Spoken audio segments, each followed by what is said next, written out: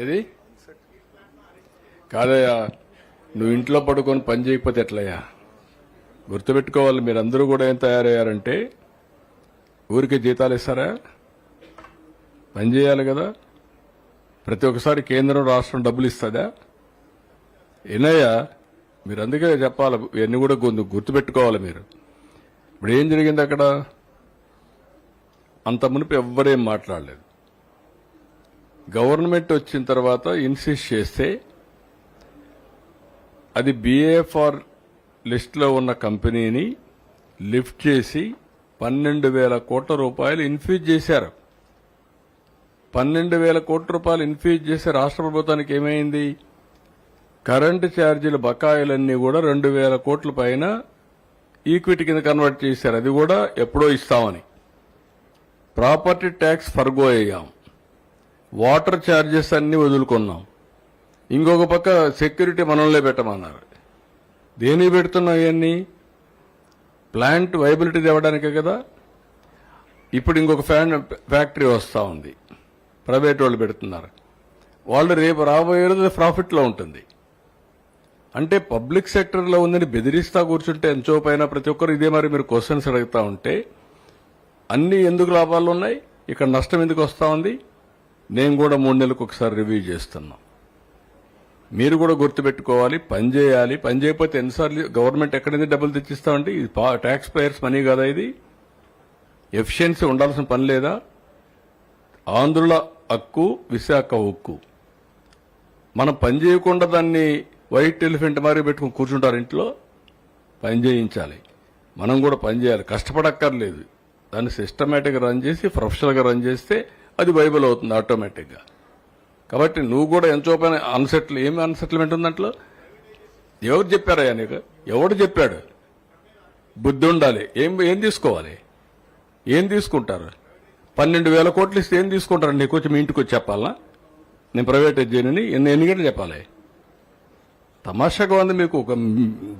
నేను కూడా చూస్తున్నాను, కొంతమందిని కావాలని ఏదో కలబెడతానే ఉండాలని కలబెడతా ఉంటారు. వాళ్ళకి ఏం పని లేదు. మొన్న ఇదే మరి నాకు అక్కడ ఒకటి జరిగింది.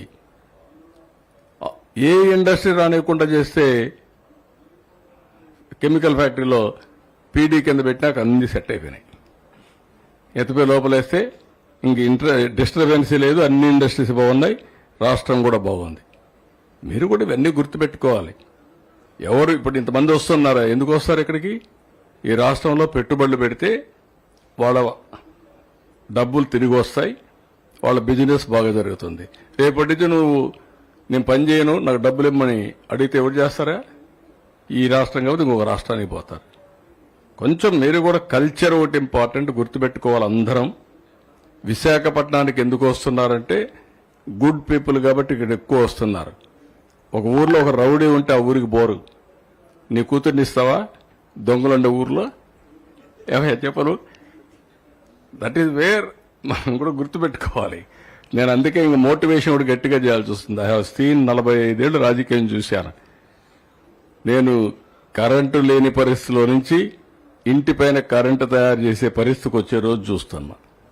మనం కూడా ఇవన్నీ ఉపయోగించుకోకుండా అడగమన్నారు కాబట్టి అడ్డుదండంగా అడుగుతానే ఉంటాం. అది ఇది అనేది వదిలేయాలి. మీరు కూడా ప్రాక్టికల్గా అడగాలి. అందరం కూడా జాగ్రత్తగా మనం ఇంత సక్సెస్ అయిన తర్వాత అక్కడ ఎవరో ఒకరు ఎవరు చెప్పారు, ఎవరు చెప్పలేదు. చెప్పకపోతే దాన్ని ఒక ఇష్యూ చేయాలని ఒక సీడ్ ఒకటి వేస్తావు. ఆ సీడ్ వేసేది మానేయాలి. ఫ్రీ ఎక్కడుందా నీకు? 12,000 కోట్లు పెడితే కనీసం నీకు కూడా, నువ్వు చదువుకున్నాడువే కదా, నీకు మామూలు వాళ్ళకి గుర్తు ఇదేంటి? కాబట్టి ఎవరైనా సరే మీ అందరూ అడుగుతున్న ఒకటే మాట, 12,000 కోట్లు పెట్టారా లేదా? బికాస్ ఆఫ్ గవర్నమెంట్ అవునా కాదా? అది డబ్బులు అవునా కాదా? నేను వాటర్ ఛార్జెస్ అని ఫర్గో అయినా లేదా? కరెంటు ఛార్జ్ పోయినా లేదా? సెక్యూరిటీ పెట్టానా లేదా? ప్రాపర్టీ ట్యాక్స్ వదులుకున్నావా లేదా? దేనికోసం వదులుకున్నాం? మన వాళ్ళ కోసమే కదా.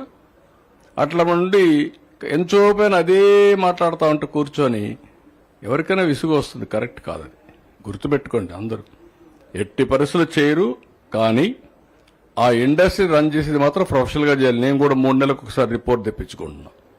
ఎట్టి పరిస్థితుల్లో లాస్లో రన్ కావడానికి వీలు లేదు. ఒక గోల్డ్ మైన్ అది. గోల్డ్ మైన్ మీరంతా కలిసి ఇది చేస్తున్నారు. 12,000 కోట్ల రూపాయలు ఇన్ఫ్యూజ్ చేసే రాష్ట్ర ప్రభుత్వానికి ఏమైంది?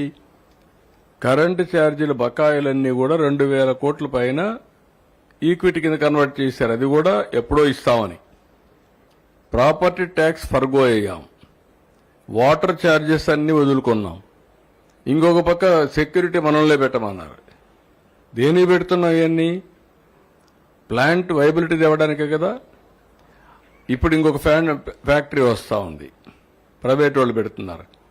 వాళ్ళు రేపు రాబోయే రోజు ప్రాఫిట్లో ఉంటుంది. అంటే పబ్లిక్ సెక్టర్లో ఉందని బెదిరిస్తా కూర్చుంటే ఎంతో పైన ప్రతి ఒక్కరు ఇదే మరి మీరు క్వశ్చన్స్ అడుగుతా ఉంటే అన్ని ఎందుకు లాభాలు ఉన్నాయి, ఇక్కడ నష్టం ఎందుకు వస్తూ ఉంది? నేను కూడా 3 నెలలకు ఒకసారి రివ్యూ చేస్తున్నాం.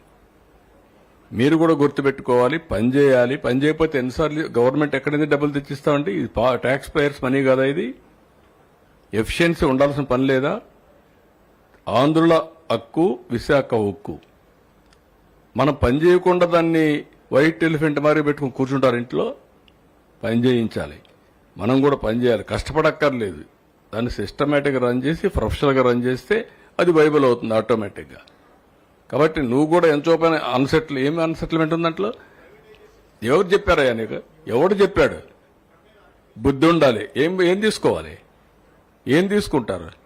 12,000 కోట్లు ఇస్తే ఏం తీసుకుంటారు? నీకు వచ్చి మీ ఇంటికి వచ్చి చెప్పాలా? నేను ప్రైవేట్ చేయనని ఎన్ని గంటలు చెప్పాలి? తమాషాగా ఉంది మీకు. నేను కూడా చూస్తున్నాను, కొంతమందిని కావాలని ఏదో కలబెడతానే ఉండాలని కలబెడతా ఉంటారు. వాళ్ళకి ఏం పని లేదు.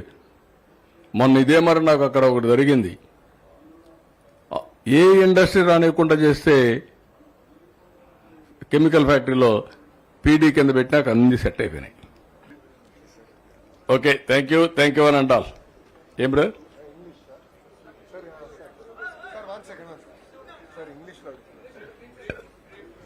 Again, I have to brief in English. Huh? 5 minutes in English. एक मिनट सर एक मिनट सर छोड़ दीजिए. 5 minutes English.